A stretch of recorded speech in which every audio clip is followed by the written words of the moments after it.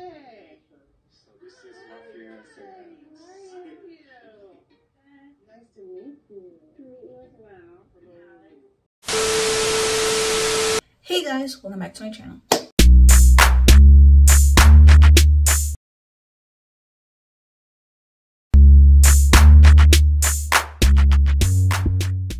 If you don't know this video, it's your girl Kyrie coming at you with a new video. So today we're going to be talking about Love is Blind Season 7, Episodes 10 and 11. So let's get right into this video. So this season has been a mess. It was very messy throughout the entire season. We started off with 7 engaged couples and now we're down to only 3. And out of the 3, we don't even know if all 3 are going to have a wedding to get to. But with that being said, let's get right into the video. All right, so let's talk, let's discuss couple Alex and Tim. We know that Alex, we met Alex's parents, Tim met Alex's parents, he asked for Alex's hand in marriage, to her father, and he agreed, he got emotional, whatever, said yes. So now Alex is meeting Tim's parents. His mom was like more vocal while his father was a little bit more reserved in the meeting. But Tim's mother was just basically asking all the important questions, so they got to know one another in this process and whatnot. What do they really like about each other and care about each other, stuff like that.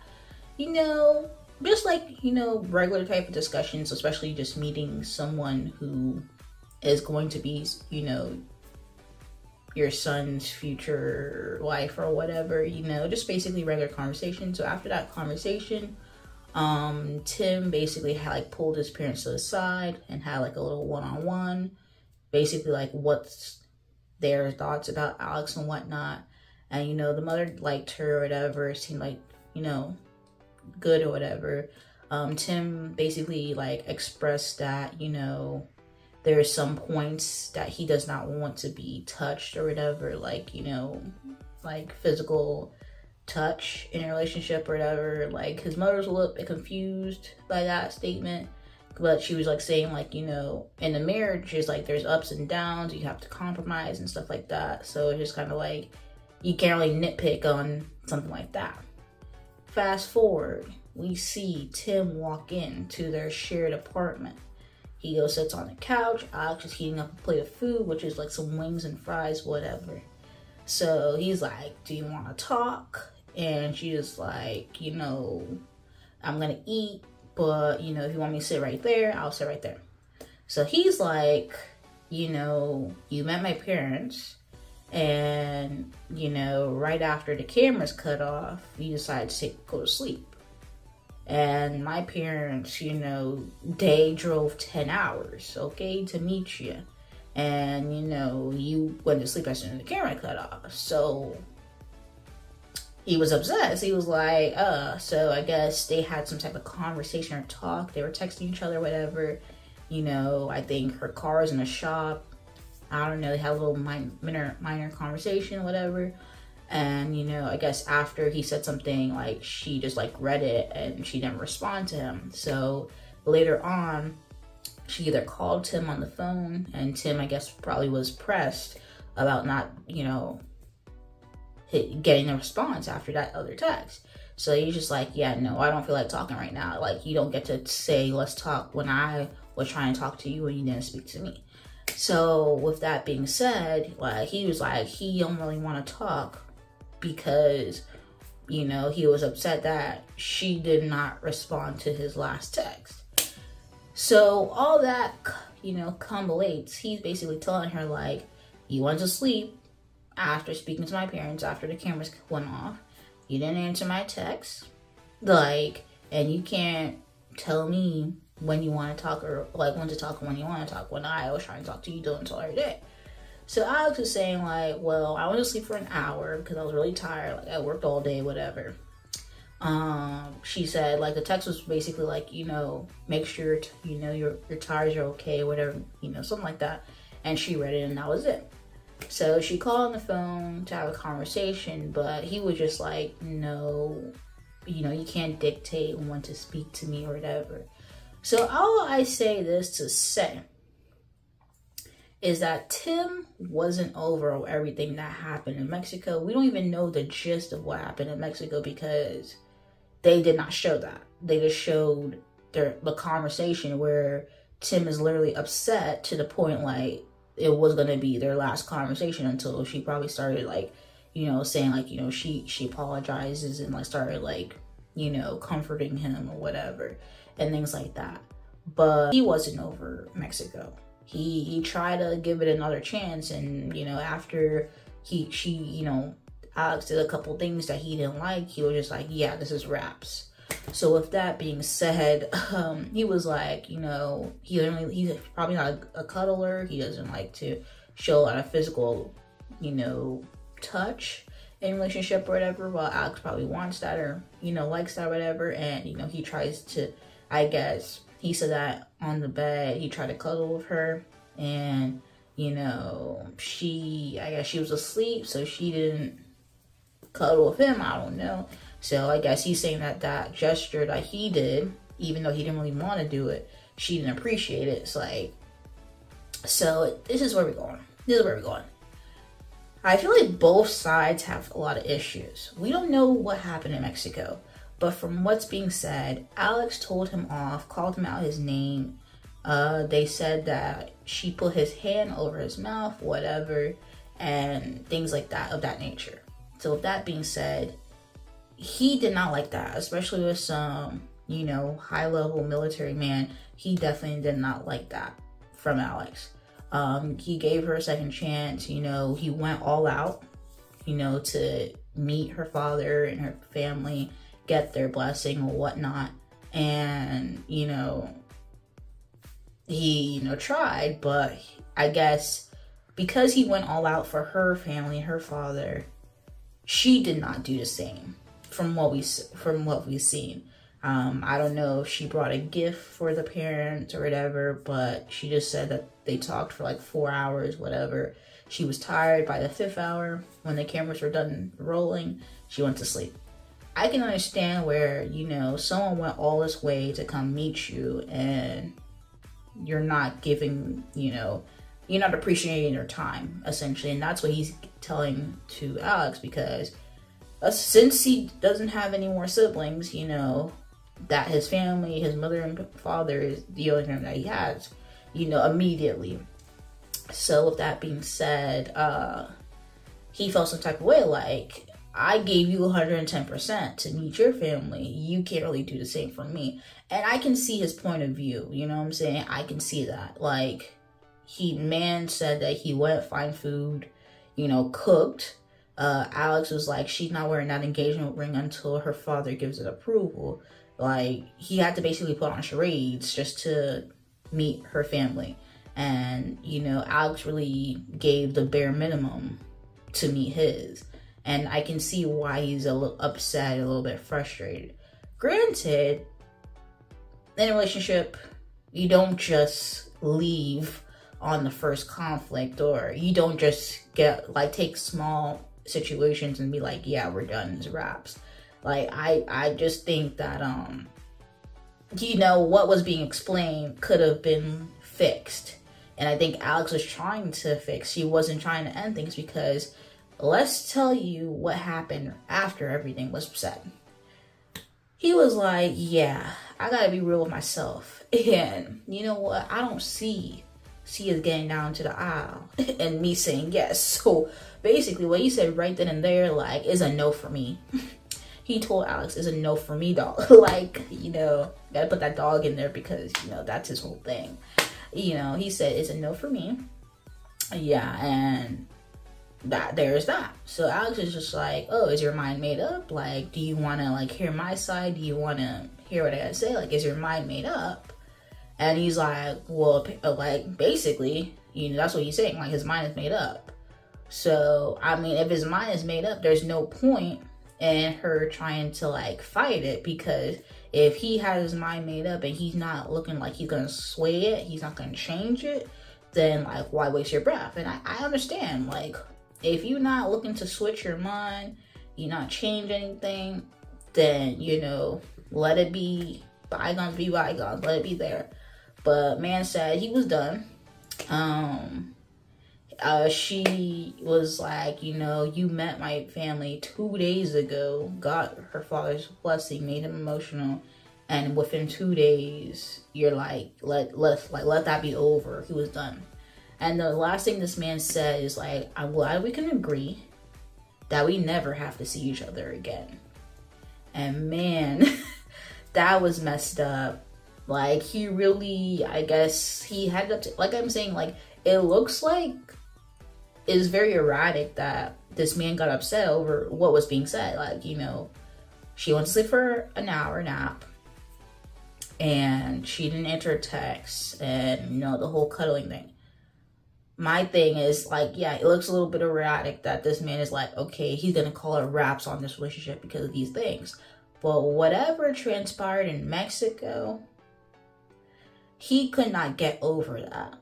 And I guess he was just waiting for another time she messed up, and it was done. And I would say on both of their parts, they need some type of you know, a little bit of help in that department. Like, you know, being able to compromise, being able to do different types of things. You know what I'm saying? I don't know what happened in Mexico, but from what's being said, it looks really bad on Alex's side. But, you know, man said he's done. He not going down that aisle. And yeah, he ended that relationship. You know, he packed, he got his things, and, you know, he got his whole house ready. He got his house set ready. He gonna go to his house, okay? Like, he's like, yeah, no, he not going down the aisle with you and saying yes to you. So, you know, it's kind of messed up, but that's where they are. That is where they are. I feel like on both of their parts, they have to do some type of reflecting, you know, healing, you know, compromising, all of that you know, to move along in any type of relationship that they're going through. So there's that. Nick and Hannah. Let's talk about it. So Hannah is basically, you know, doing from the pods. Let's just talk about from the pods. Let's run it back. From the pods, Hannah has been very, like, you know, given insecure. She was never giving some Miss Independent. You know, she got her things together. You know, she been on her own since 18 type thing. You know, in the pod, she wasn't given that. She was given very insecure, very, like, she had a group of ladies basically pressured her into ending relationship with Nick. And then she had to backtrack. So it wasn't given Miss Independent. Miss got it all together, okay? So when we got out of the pods, after she see how Nick looks, and Nick wasn't giving buff, you know, Nick doesn't look like he's taller than her. Nick, you know, doesn't look like he pays his own bills. You know, she started acting like, oh, she better than Nick, essentially. And Nick has noticed that. Yeah, so they were doing, first the thing that they were doing was that they were doing like their engagement photos or whatever, or, you know, couples photos, whatever. And, you know, she was wearing heels and heels on. She's like the same height as Nick. And then she's like making like little jokes like, oh, she's taller than him, or her arms are longer than his, da da da da. Like, you know, making all these little jokes that, like, oh, she's like kind of like more manly than Nick. Like, Nick is not giving man. Like, she's giving, you know, more manly than Nick is. And she's been making these like passive aggressive jokes for a while now. Everything else is that she's saying, like, you know, he has to be more mature. You know, he has to do a lot of stuff around the house, like whatever, this and that. Nick was saying that, you know, sometimes you don't treat me like an equal. And her response to that was, you know, you have to contribute as an equal. But I'm like, did I miss something? Because I do believe hearing Hannah saying she quit her job, she's unemployed to be on the show. So does she have some money coming in or what? Last time I checked, Nick is the only one working in this relationship. He pays for, you know, his car bill and his insurance bill and whatnot, and that's about it. she's like, no, she's been paying for rent, she's been paying for groceries, this, that, and the third. I was like, you know, good for you that you're Miss Independent, but you know, he's blessed enough to, you know, have parents to allow him to stay, you know, in their home, you know. I don't know if, you know, Hannah's parents kicked her out or she decided to up and leave on her own accord. I don't know. But all I'm saying is that she is like, oh, because Nick is not, you know, wasn't on his own at 18, like, oh, he's different. She asked him, are you ready to get married? And he was like, yeah. You know, after seeing how your family and, you know, his family, like, you know, met and approve of each other, like, yeah. She responds with, oh, like, I don't care about anyone's opinions except for our opinion, da da da da. You know, at the end of the day, it's your opinion or, you know, my opinion at the end of the day. So, once again, are you ready to, you know, get married? And he was like, yeah. I said, yeah.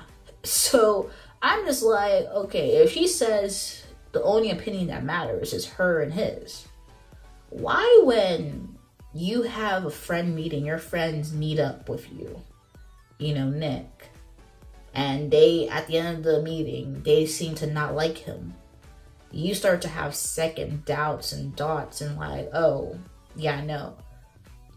But I thought it was, oh, it's your opinion at the end of the day. It's your decision at the end of the day. Why, when your brother met him, it was cool. When your family met him, it was cool.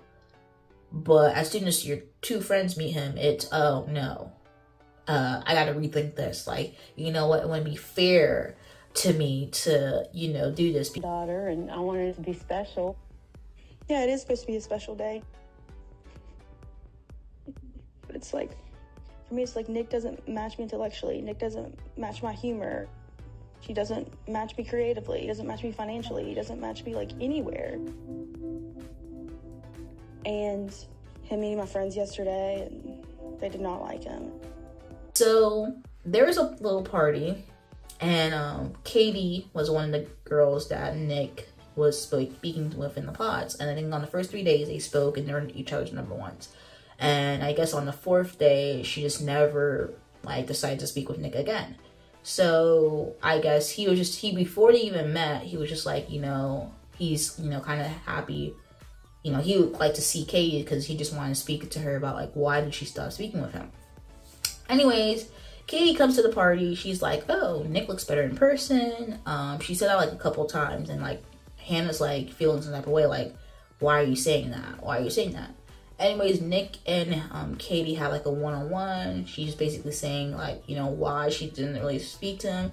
You know, because in the pods, he was called Nicky Suave. Like, he was, I guess, too charismatic. He was, like, very much leading with his charisma and not, like, you know, having, like, deep talks with, you know, the ladies in there. So with that being said, I guess she just kind of wasn't feeling it. Katie kind of did give him, like, words of wisdom and, like, words, you know, to live by. And it was, you know, a good conversation. And I mean, in the conversation, he even said that, you know, he's good where he's at. You know, he does see himself, you know, marrying Hannah and all that stuff. I really like talking to you. I think you lead with your charm and your charisma too hard. Okay. I think you're such, like, a beautiful and a deep person. Yeah. Like, I would challenge you to lead with that. Okay. I remember talking about your family, and they just sounded amazing. And I know you are this person that's filled with values. I think you're this person that's filled with a whole heart. Lead with that, right? Like, don't lead with, like, I know you're so sexy. I think that's a defense mechanism, which is maybe coming from a place of insecurity. But I'm here to tell you, like, you are the whole package. You're fantastic, and I love and I'm proud of the person that you are. And I'm proud of the growth that you've already experienced. Because you're in a position where you have a fiance, so, like, you guys are growing together, but you're also growing as a person. You know, it's just basically like a good, like, little conversation. Like, they were speaking for a while, but it was nothing to really worry about because she was speaking to other people for a while. I mean, maybe not somebody she had a connection with, because outside of Nick, the only person that we've seen that she spoke to was Leo. So what else? Anyways, she was, like, talking to other girls, and she was like, you know, Katie mentioned that Nick looked good, you know, a couple times, too much tonight. So, like, what's tea? Anyways, they get back home from the party, and she's just like, what were you and Kate talking about? And he was just like, you know, this, like, this, that, you know. Just like, you know, what happened? Why you didn't speak to me in 4 days, you know, on the 4th day, whatever, this time the 3rd. And she was like, you know, that was like a 5-minute conversation. Why were you guys speaking for 40 minutes? And he was like, oh, Katie's my best friend. And, you know, and this is my fiance, like, blah, blah, blah, blah. And he was just like, well, did I do something wrong? Because if you have a problem, like, you're saying, like, you have a problem with Katie saying that I was attractive, you know, 3-4 times. So why can't you have that conversation with Katie? Why are you having a conversation with me? So she, like, wants to hound him because him and Katie had a conversation. And it was just a basic conversation. Like, it was 40 minutes, yeah. But, I mean, is there a time limit? I wasn't intrigued to see her. I wanted to have a conversation to ask, hey, the first 3 days, we ranked each other 1. Why didn't I see you the 4th day? She said, you were some of the guys I dated in the past. Okay, I totally get it. I know you didn't want to see me.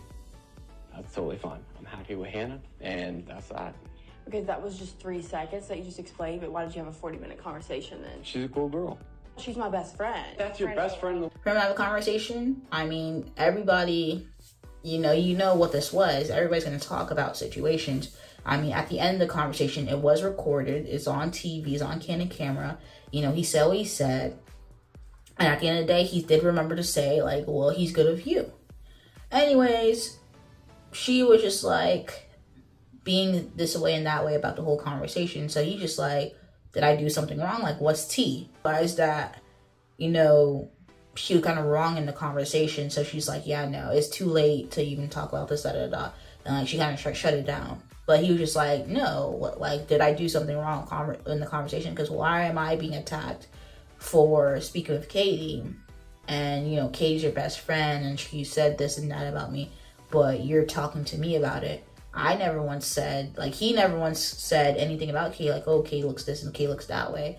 Like, so why is he being talked about? So she's like, oh, it's about respect.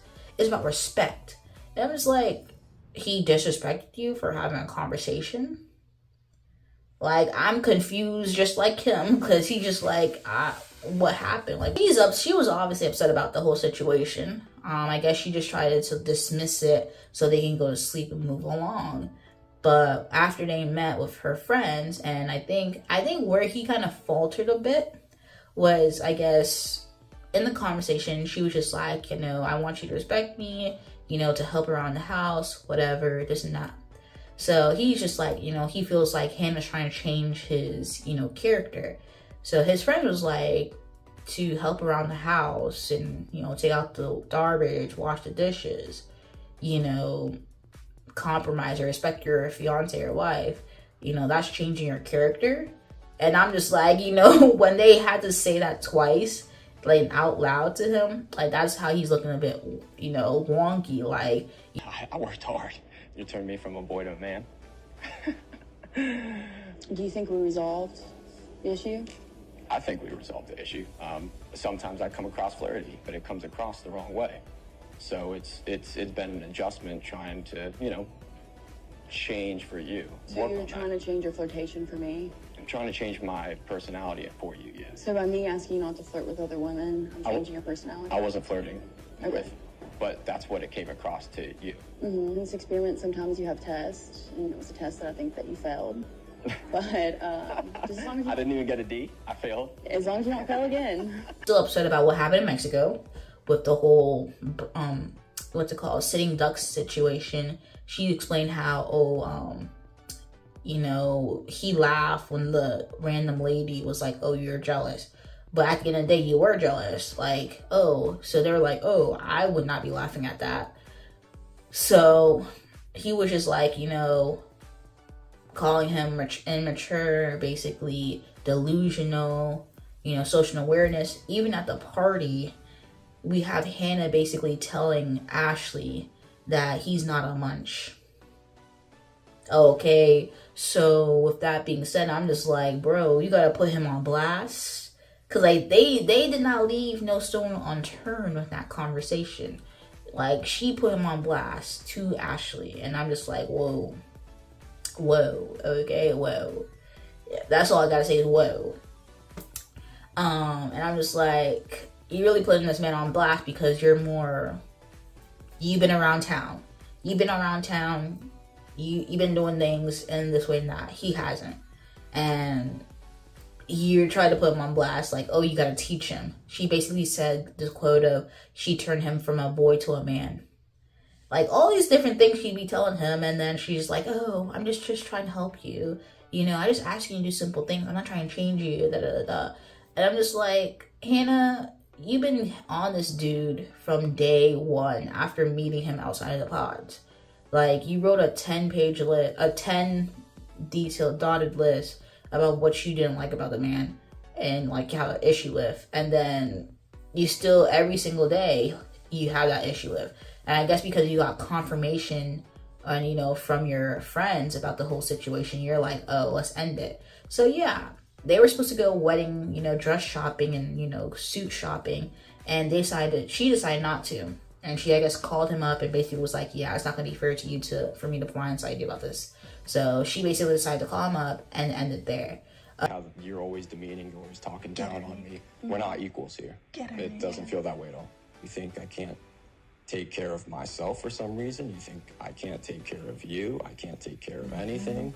Nick, you know, he's kind of a little bit like hurt by it, but I feel like after putting up with everything that Hannah was doing in the relationship, I feel like he's mature enough, because if anybody, you know, would have been like, yeah, that's enough. Like, let Hannah try that with Tim. Tim would have, you know, said worse. Nick did not say anything wrong. He gave her a hug and just basically said that he felt a little hurt by it. And, you know, that's it. Another engagement over with. So, with that being said, let's talk about, you know, Taylor and Garrett. With Taylor and Garrett, you know, I guess Garrett's family, they just don't like the idea that he's willing to move to San Diego. Like, especially after meeting this girl a month prior. So they're just like not into it. They're not digging it at all. So there's that. They still have yet to meet Taylor's family, and so, you know, I guess most of their family are in San Diego, so they were just gonna have to travel for that. So the night of the little get-together party with other, you know, pod contestants or whatever, basically, yes, receives a message from his ex, and he basically tells Taylor right before the party. So Taylor's just like, we're together all day, and you wait till, I guess, an hour before to tell me about this. Like you're kind of like messing up situations, because I now gotta go into the party and act like everything's fine, and you're bringing me information. So she was really upset. He said that in the message, all he did was like it. He did not respond. He didn't say anything about him responding. So fast forward to him having a conversation with Tyler and Ashley, and he's like, oh, his ex, you know, texted him on Instagram, and he liked it and responded. And Taylor's like, nah, you didn't tell me anything about no response. So he saying all this in front of Ashley and Tyler, and we're just like, this could have been a private conversation, but you're telling that in front of Ashley and Tyler. So in the conversation, he like explaining him like, oh, all he said was this and that. Like, you know, he's with Taylor. You know, I don't think like we should not be talking, blah, blah, blah, whatever. Decided like, yeah, I need to go. I need to have a moment to myself.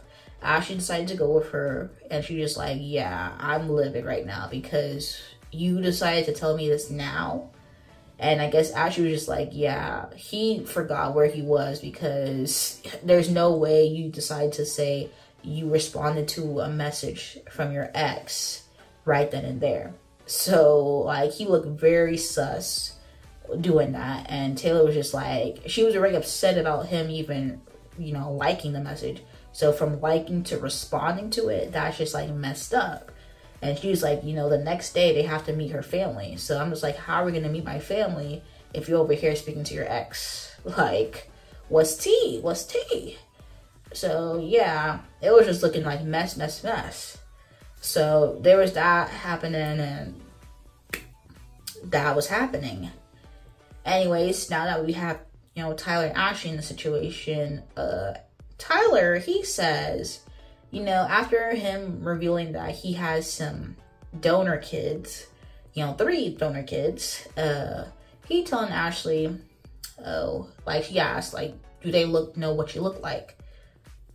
He said, I don't think so. I had a very close friend, her and her wife wanted to have a baby, and they couldn't afford a sperm donor. I thought that was God telling me, you know, help someone else, and it felt good. Do the kids know what you look like? I don't think so. Which I'm just like, there's pictures of you and your donor kids on the internet looking very cozy, okay? You in Christmas pajamas, okay? You at birthday parties, okay? So you looking mad cozy for somebody who don't think your kids know what you look like. He's telling Ashley, and Ashley's eating it up. You know, she just like, you know what?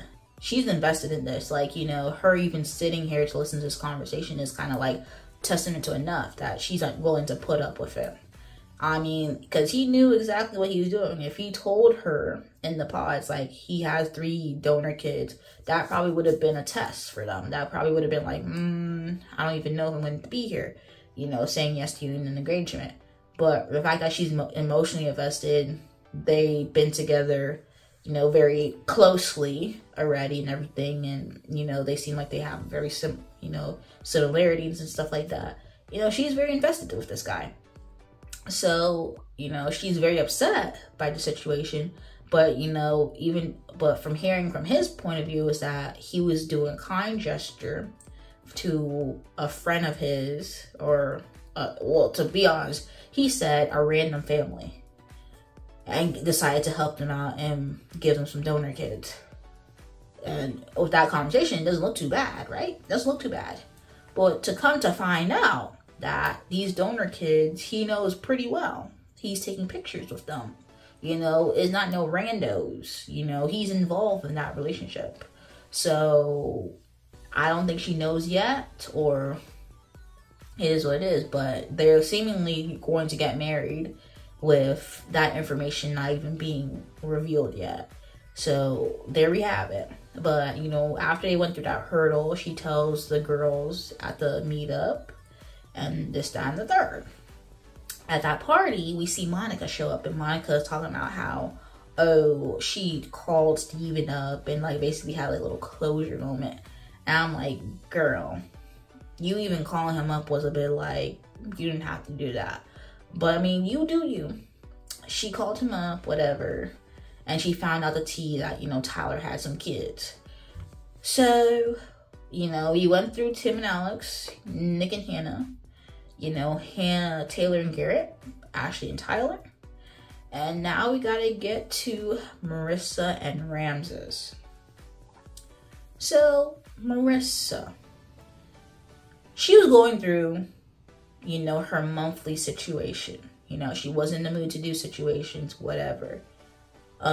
She wasn't like, oh, in the touchy-feely mood, whatever. So Ramses is like, oh, you know, how's this gonna look like in the future? You know, is this gonna look like this all the time? Like, you know, you don't want to be touched or whatever, da da da.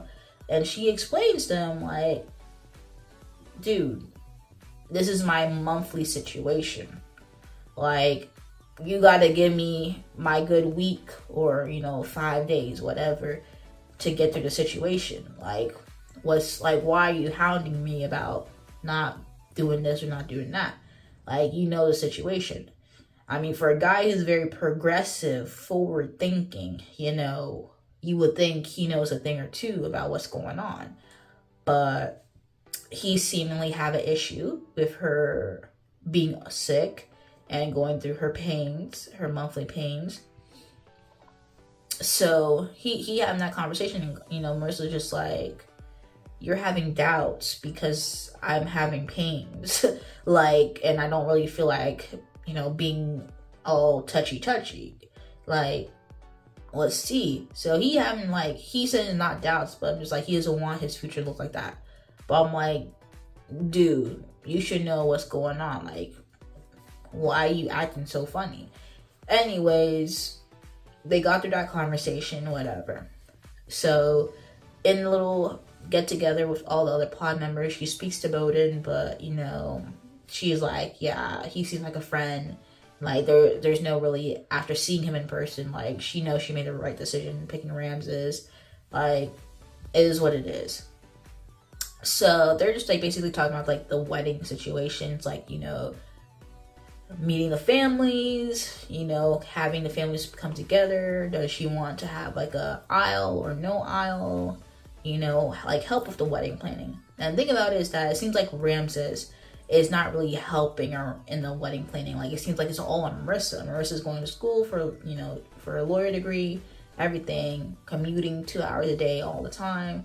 And, you know, it seems like he's not really, like, you know, it's a wedding for both of them and he's not really taking part in it. So he's kind of like, what are you doing? What's going on? So she's feeling a bit away about the situation. Like, yeah, I want you to kind of be contributive to this whole process. So next thing you know, we get to the end of episode 11 and I don't know what happened, but he was like, yes, I want to marry you the day before when they had their little final date. You know, yes, I want to marry you. I still like you, da-da-da-da, you know, whatever. Come to find out, next day, he's sitting on the bed looking glum and, you know, she just like, you know, what's going on? Like, are we gonna do this or not? Like, why are you sitting on the bed looking so weird? But I'm just like, you gotta think about it. We haven't seen Marissa meet Ramses' parents. Like, well, at least we got like a low budget of Taylor, you know, of Kara meeting Taylor's parents. Like, you know, they had the control of what's being said or not. You know, Taylor had to show on her, like, you know, camera phone or whatever, you know, that, yeah, you know, Garen met her family or whatever. They flew to San Diego, this and that. You know, the camera crew wasn't really, like, involved like that because they wanted to keep the moment private. But we have not seen Ramses' parents, you know, his mother, his family, his friends really meet Marissa. Same thing with Tyler. We have not seen a friend meeting, you know, a parent meeting, nothing like that. So that's two couples that, like, half of the couple hasn't met their family. So we don't know what's tea. But with that being said, we started with 7 couples being engaged, from Leo and Brittany breaking up, from Monica and Steven breaking up, from Tim and Alex breaking up, from Nick and Hannah breaking up. 4 to 3. And now, because the episode left off of a cliffhanger of Marissa and Ramses, we don't even know if they're getting down the aisle. Like, we don't even know they're getting down the aisle. So it might be 3 or 2 weddings, and that's about it. I don't know about Marissa and Ramses, but there's a lot of red flags from Ramses. Like, there is a lot. Like, from, you knew Marissa was military in the pods. You knew that, okay? You knew that, okay? From him saying that he doesn't want to wear protection. Like, that's a bit weird. And then now him saying, oh, you know, he wants to have, like, some type of physical touch, but the girl is in pain. And, you know, she has her monthly pains. So, what's tea? You know, for a dude giving forward thinking, like, he gonna be there. He gonna be, you know, he knows, like, he's not a hyper masculine dude. You should know what's going on. So let's see what happens next week with the weddings. Who says I do, I don't, whatever was tea. I mean, this season we haven't seen a lot of fights. Like, really, we have not seen a lot of fights. Like, we just come from, oh, they were good one night, and next thing you know, they come into the room like something happened. Like, we don't know what happened with Tim and Alex. We don't know what happened with Marissa and Ramses. Like, we don't know. But, I mean, I'm just glad Nick kind of got out that relationship, you know, even though it wasn't on his own part. But I don't think that relationship would have worked out in the long run, because she would just basically feel like she's carrying him in this relationship. Like, he's teaching him. Like, she's basically being a mother to him. That's how she feels like in this relationship, when it's just kind of like, Very odd. But all that to say this, that was episodes 10 and 11 of Love is Blind season 7. So let's see what happens next week. And I need to see that reunion because I want to see how Nick grew up. If he grew up, if there's a glue up, what happened? What's tea? Where people stand in this day and age? This whole Tyler and Ashley situation, does now that she know this man was kind of like playing her a bit with the whole kid situation? Like, let's see what's tea. But anyways, you know, if you guys like the video, comment down below. Let me know your thoughts, comments, concerns, and you gotta subscribe to my channel, subscribe. Anything you guys watching this video, peace.